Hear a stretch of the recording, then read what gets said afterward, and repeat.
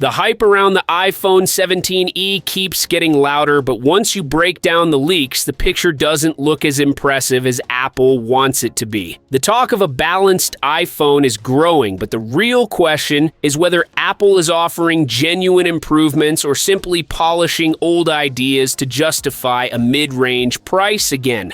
The performance rumors sound strong on paper. Multiple reports mention the possibility of the A19 chip, the same generation used in the main iPhone 17 lineup, but even that comes with a catch. It's expected to be a scaled-down version, meaning the real power of the A19 won't fully reach this model. Apple has done this before. Use a familiar name, but limit the performance behind the scenes. Calling it an upgrade only works when you compare it to older budget iPhones, not the wider market. Design changes are also being marketed as a major step forward.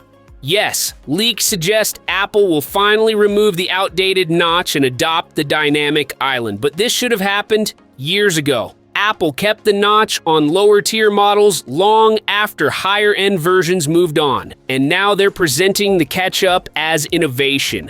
The 6.1-inch OLED display is clearly an improvement, but again, OLED has been standard on mid-range Android phones for years. Apple is acting like a feature that the industry has already normalized is suddenly a major selling point. The camera leaks are where things get surprisingly mixed. The rumored 18-megapixel front camera is a notable jump from the same old 12-megapixel sensor Apple held onto for too long. It's a good upgrade, but it mainly highlights how late Apple is to refresh its front camera system. The back still features a single 48-megapixel wide camera. Apple's software helps, but there's no denying that one lens in 2025 feels behind the curve compared to competitors offering versatile setups at similar prices.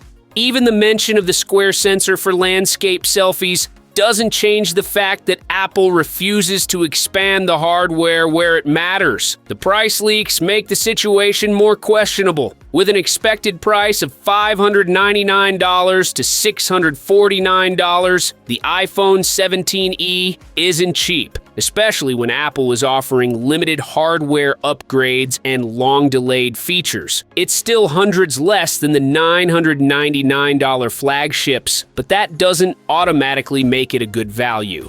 And with the rumored early 2026 release window, the competition will only get stronger before it arrives. So despite the polished presentation, the 17th looks like another case where Apple gives just enough improvements to stay relevant while holding back anything that could challenge its higher-end models.